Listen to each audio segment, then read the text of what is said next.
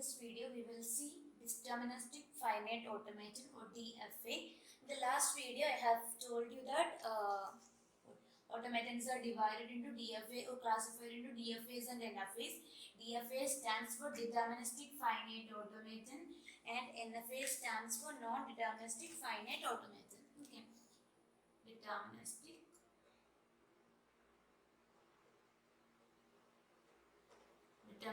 finite automaton. So we will see DFA in this video and NFA in the next video. Okay.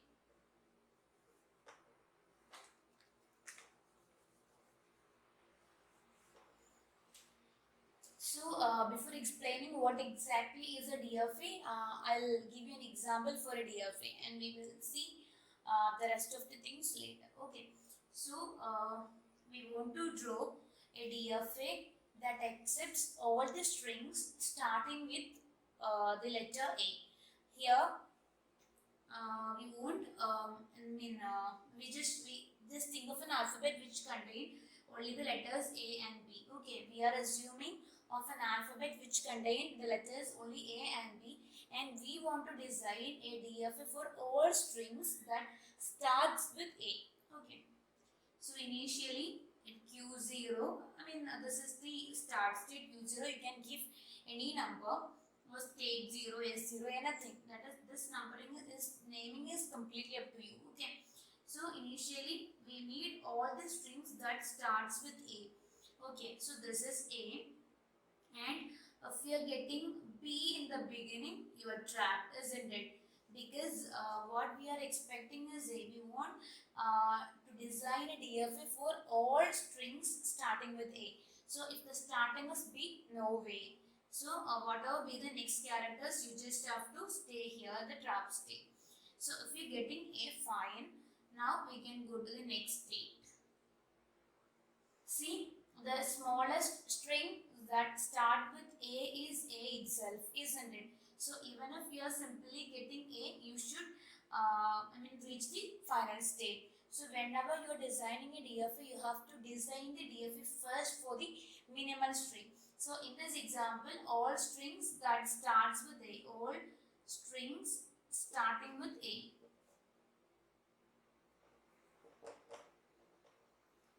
So the minimal string is A. So A will be accepted. I think you remember that double circles are used to indicate the final state. We have discussed that in the previous video. If you haven't seen the previous video, please to see that first. Okay, so upon getting A, you will reach the final state because A is a string that starts with A. So we have to start designing DFA by designing it for the minimal string. So I have designed it for A. Now, if this A which is coming now doesn't matter, or it can be B or any combination of A and B. See, this loop actually stands for if A comes, you can stay here in this loop. In the state of B comes, you can stay here in this loop. If the state of A is coming again, you can stay here in this state like that. That is, you will always, once you get an A to begin with, you will always be in the final state. That means your string will be accepted. To show you the working of this automaton, we will discuss a few examples. A few example strings: A, AAA, AAB, now ABA, now AB, AB, AB. See, first it is A, isn't it? First string is A. So when Q0, on Q0, if you are getting A, you reach the final state. See, at the end of processing the last character in the string, if you are in the final state, your string is said to be accepted. Otherwise, it will be rejected. So when you process A, at the end of processing A, you are in the final state. So the string is accepted. Now 3 A's. So first A comes, you reach Q1. Now the next A comes, you take this loop and remain in Q1 itself. When the next A comes, you take this loop and remain in Q1 itself. So at the end of processing the string, you are in the final state. So the string is accepted. Now this string. So first A will take you to the final state. Now upon getting the second A, you can take this loop and remain in Q1 itself. Upon getting this B, you can take this loop and remain in B itself. See, this loop actually means 0 or more occurrence. Even 1 lakh times A or B are this loop and stay here. Okay. Now AB. A, you reach Q1. B, you stay Q1 using this loop. Now A again, you stay at Q1 taking this loop. So at the end of processing the string, you are at Q1 itself. Now AB, AB, AB. Now when you get A, you reach Q1. When you get B, you stay at Q1 using this loop. When you get A, you stay at Q1 using this loop. When you get B, you stay at Q1 using this B and this loop. When you get A, you stay in the state using this A and this loop. When you get B, you stay at Q1 using this loop taking B. So at the end of processing this, you are in the final state. Okay. Now we will think of another input BAB. Now you know that our DFA should accept only the strings that starts with A. So definitely this string should be rejected. Let's see whether the string will be rejected by this DFA or not. See, when we process the string using this DFA, the first character is B, and that will take you to the trap state. This is not a final state. Now, whatever be the next inputs, whether it is A or B, you are simply trapped in this trap state. See, trap state is simply a state. I just have given the name trap state. Okay, you can even call it Q2, no issues. But definitely you can never reach the final state Q1 from T once you reach T, isn't it? So you can't never reach a final state using the input BAV. Okay. Hope this design is clear to you. So this DFA accepts all strings of A and B that starts with A. Yeah. Now we will formally define a DFA. See, DFA actually contains a finite number of states marked by Q, because we have Q0, Q1 and T here. These are the states because we have Q0, Q1 and T here. Okay, so DFA contains a finite number of states, capital Q, and an input alphabet denoted by epsilon. Here the input alphabet contains the letters A and B because we have only considered A and B. Okay, we can even have the binary alphabet 0, 1, anything. That's according to that's as per your choice. Now it contains transition functions. For example, see, on Q0, if you are applying A, that will take you to Q1, isn't it? So this transition is actually defined using a transition function denoted by sigma. So any transition function takes as its arguments a state, for example Q0, and an input letter, input symbol, for example A. So if you are giving A to Q0, that is Q0 on A moves to Q1. Okay, so this is how you define a transition function, because what exactly transition function is, it takes as its argument a state and an input symbol and outputs another state. For example, delta Q0 on B, and you can see that Q0 on B is the state T, isn't it? Now delta Q0 has been processed completely. Delta Q1 A is Q1 itself. Delta Q1 comma B is Q1 itself. Delta T comma A is T itself, and T comma B is T itself, isn't it? So this is the three main things that define a DFA. It will have a set of states, a set of input symbols, and a transition function. Okay. Now we will formally, these are the components of a DFA, main components of a DFA. Now this is also known as a transition diagram. So transition diagram shows the transition diagram shows the transition from one state to another state of a DFA upon different inputs. Okay. Now we will formally define DFA. So formal definition of any DFA D is the 5 tuple D is equal to Q0, sigma, delta, Q and A. See here, Q0 is the initial state. So in this case, Q0 is equal to Q itself. Okay. Now sigma is the input alphabet as we have just seen, and here the input alphabet is A and B. Yes. Now delta is the transition function that we have defined a few moments ago. If you have forgotten that, please do put the video back by 1 or 2 seconds. You can see that, for example, delta q0 comma a is equal to q1, delta q0 comma b is equal to t, like that. So that is a transition function. Now q is a set of states. So the set of states that we are having here is q0, q1, and now A is the set of accepting states. Here we have only one accepting state marked by double circles, and that is Q1. So this is how we define any DFA. Any DFA is a phi tuple Q0, which is a start state. Here Q0 is Q0 itself. Now sigma, the input alphabet A and B here. Now the transitions delta Q0 comma A is equal to Q1, Q0 comma B is equal to T. Q1 comma A is equal to Q1, delta Q1 comma B is equal to Q1, delta Q1 comma T is equal to delta T comma A is equal to T, delta T comma B is equal to T itself. So this is how we define the transition functions. Now Q is a set of states, Q0, Q1 and T are the set of states, and A is a set of accepting states, and accepting states will be marked by double circles, and Q1 is the accepting state here. Okay. Now we have another convention, which is actually the transition table. This is the transition diagram, please to remember.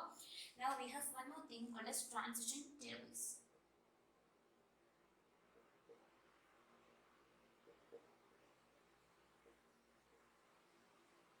Okay.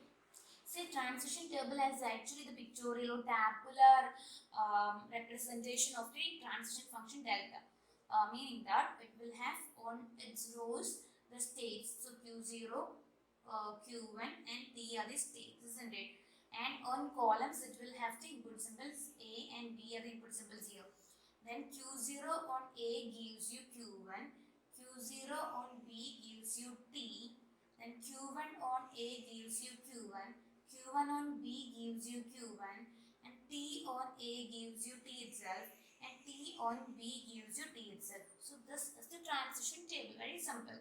And again the initial state will be marked by an arrow, and the final state will be marked by a star, so that you can easily understand which is the start state and which is the final state. Now you can easily convert, after getting something like this, you can easily convert that to the DFA, isn't it? The transition diagram, that is, the transition diagram can be converted to transition table, and the transition table can easily be converted to the transition diagram type, because both of them represent the very same thing without any loss of information, isn't it?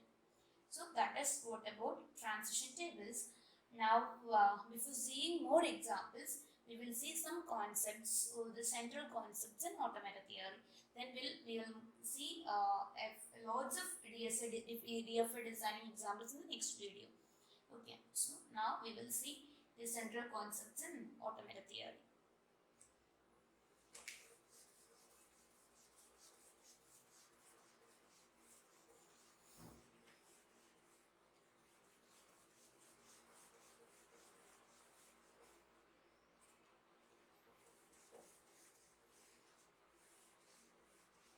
This concept is actually the alphabet that we have seen earlier.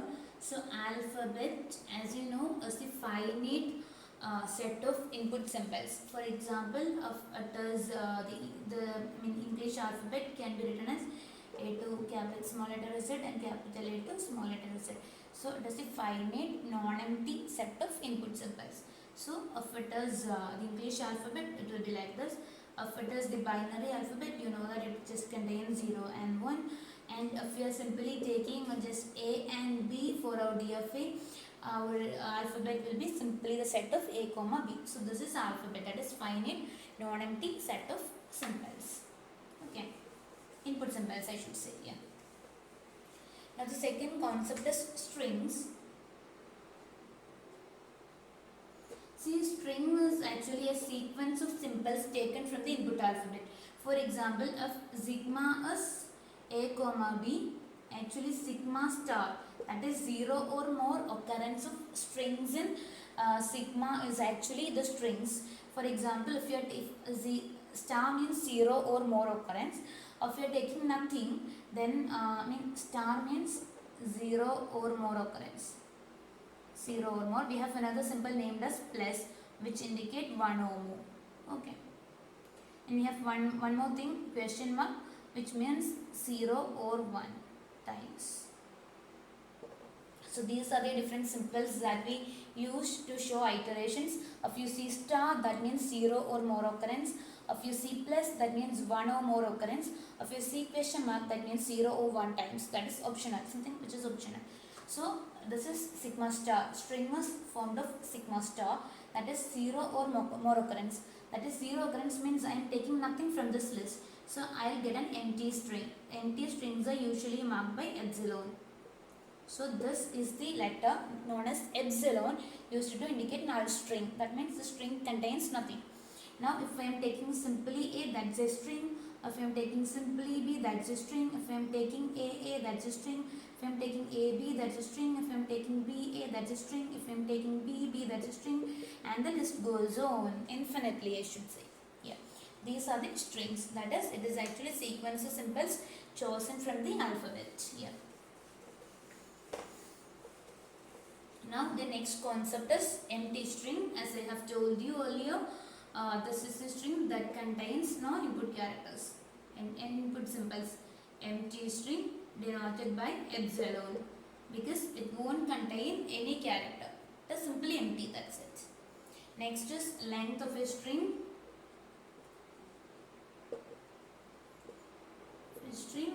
This is something you can imagine really correctly. That is, if the string is A, the length is 1. If it is AA, the length is 2. If it is AAA, the length is 3. That is, the total number of input symbols that is present in the string is length of the string. Next, it is power of an alphabet.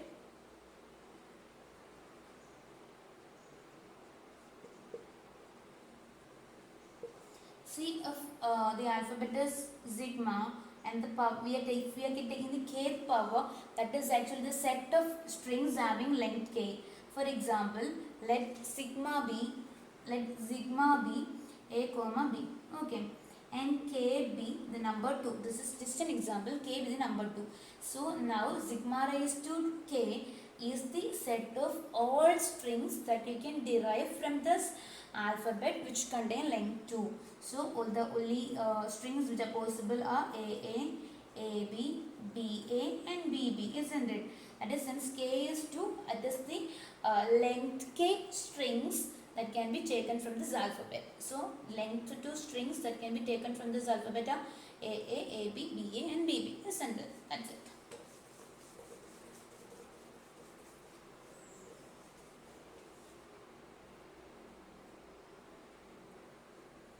Now we have concatenation.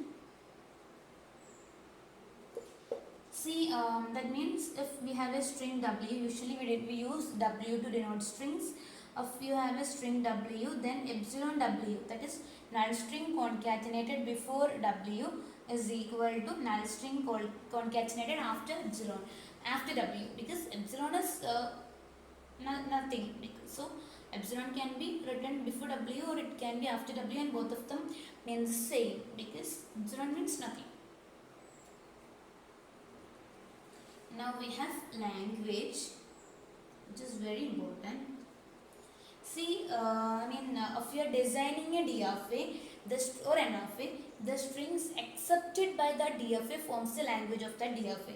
For example, if sigma is 0, 1, and if we are designing a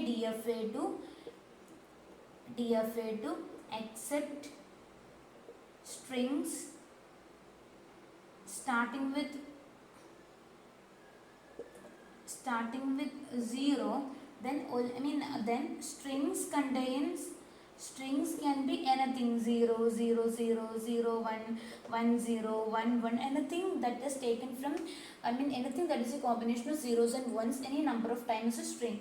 But the language is all the strings W such that W starts with 0. Language of DFID is W, where W starts with 0. W is a set of all the strings W such that W starts with 0. This is the language. Okay, because strings can be any string that is built with the combination of input symbols, but strings are, language is the only strings which are accepted by a particular DFA or NFA design. Okay. So then one more thing, phi, if the language is empty, we call it as phi, the empty language. Okay. Now epsilon is the null string. Okay, epsilon and phi are not equal. Epsilon means empty string, phi means empty language. Both of them are different. So these are the central concepts in automata theory. So hope you understood. In the next video, we will see a lot of examples for DFID side. So we will see you there. Thank you.